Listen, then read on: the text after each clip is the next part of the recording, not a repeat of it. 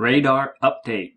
My name is Daniel Vallis from InformedChristians.com, a website ministry devoted to discerning current events from a Christian perspective.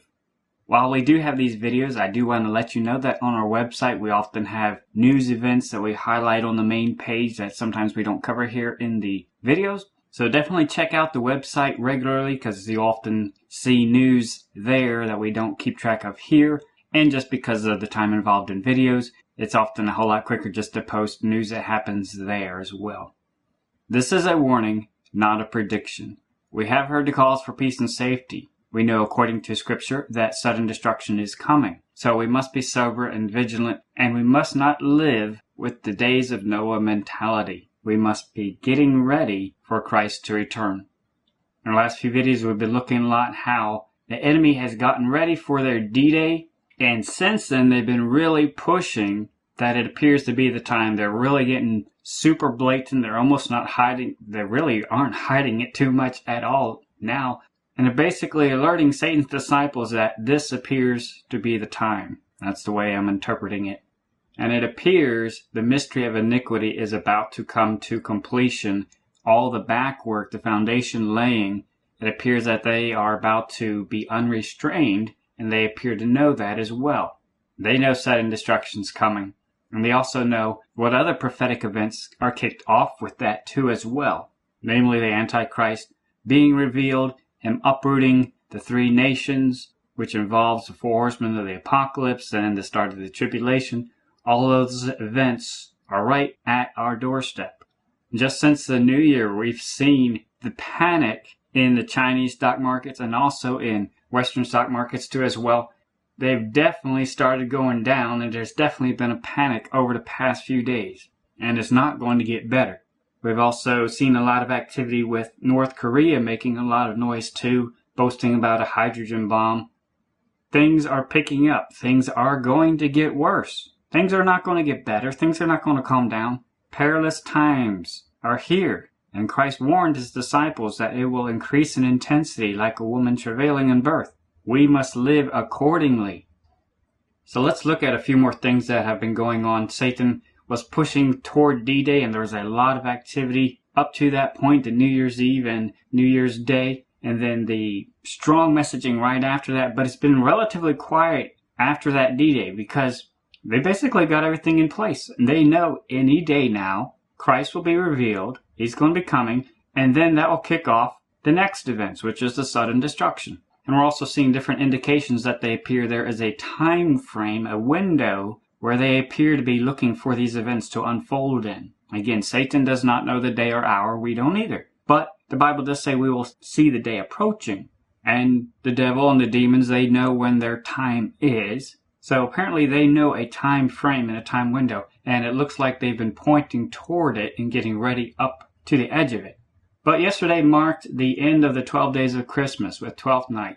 And we've talked in previous videos about the reason for the season, about the symbology and why they commemorate Christmas and all the symbolism that's involved in it and why those certain activities are done and who it commemorates. So there's been 12 days associated with that, and then 12th night was yesterday, and then today was the Orthodox Christmas Day.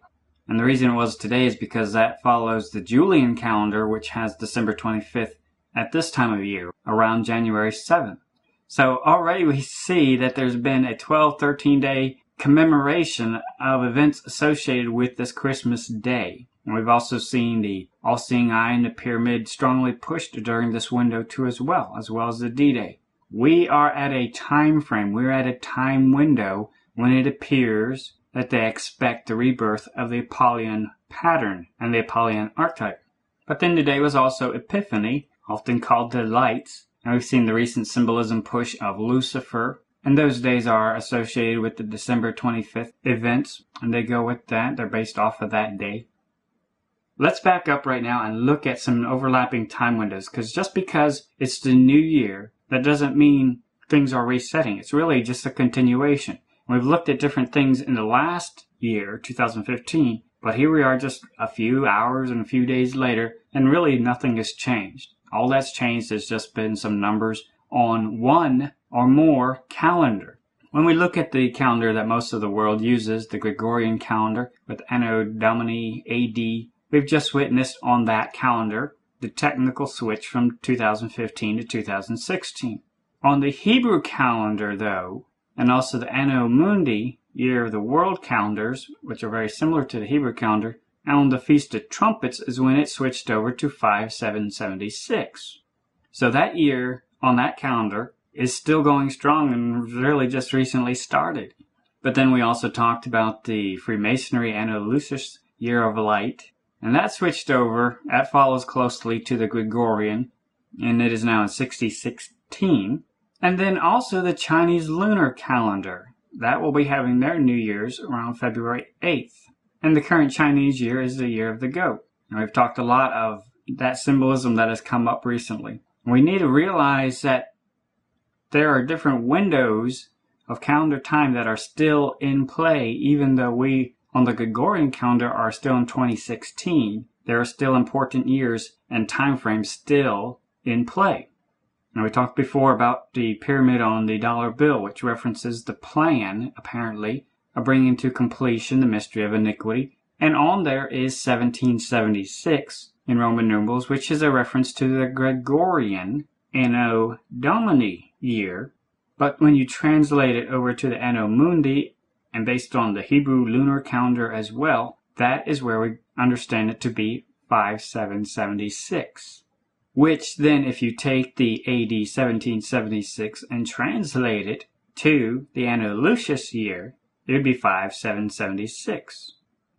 The mystery of iniquity pyramid started in their concept of 5776 as now matching up with the Hebrew lunar year and the Anno Mundi year of the world, 5776.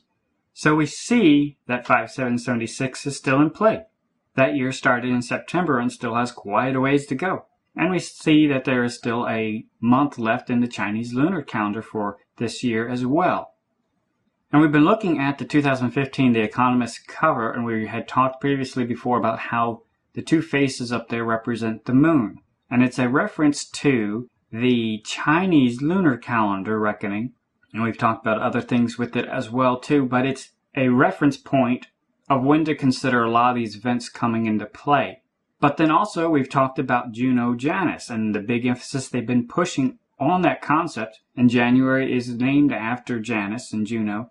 And so it's not only a reference to the Chinese calendar, but it's also to this time of the year we find ourselves at, the transition time between the two Gregorian years. But then recently the 2016 edition came out as well. And there's a lot of interesting symbolism on it as well, which we're not going to cover in depth here. But you'll notice they have the same concepts of time with the sun and the moon again.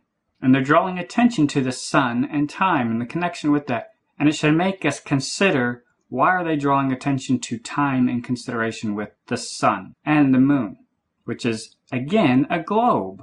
And when we look at it, we notice that they're both showing the exact same region of the world. They're both pointing to the Chinese lunar calendar. And what section is still in play right now? The Chinese lunar calendar, the Year of the Goat. And when we take into consideration the one, Juno Janus moon, and the big push that they were making for the D-Day, New Year's Eve, we can suspect that these are two time markers, somewhere between the beginning of the year and possibly the end of this current Chinese lunar year. We've seen them having a big push to get things ready right at the edge of the new year, but then we've seen things kick off with the panic, especially in the North Korea events, both in that region of the world as well. Things are going to get very interesting very soon. Sudden destruction is coming. We are already running out of time. We heard the warnings for peace and safety back on November 13th and a few days after that. That's really not that far away. When you consider how many days Nineveh was warned, they were given 40 days. We're a few days past that, but it's not abnormal in Scripture to wait double-digit number of days after warnings were given. We have heard the calls for peace and safety. We know sudden destruction is coming.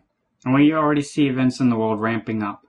We know right now we are in the days of Noah, right before the coming of the Son of Man, right before when he is going to be revealed. while people are still partying, eating and drinking, buying and selling, marrying, planting, building. Basically, when they're living as though life goes on, they're not changing anything of their routine. They're still spending like there is a tomorrow. They're still living good. Things are still going great, so to speak, because sudden destruction hasn't hit yet. Once sudden destruction hits, all those are going to change.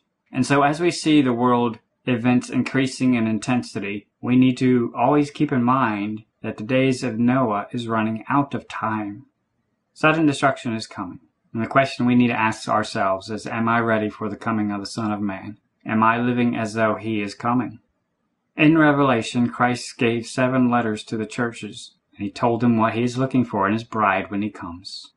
May Christ find you serving him first and highest above all else in this very late hour.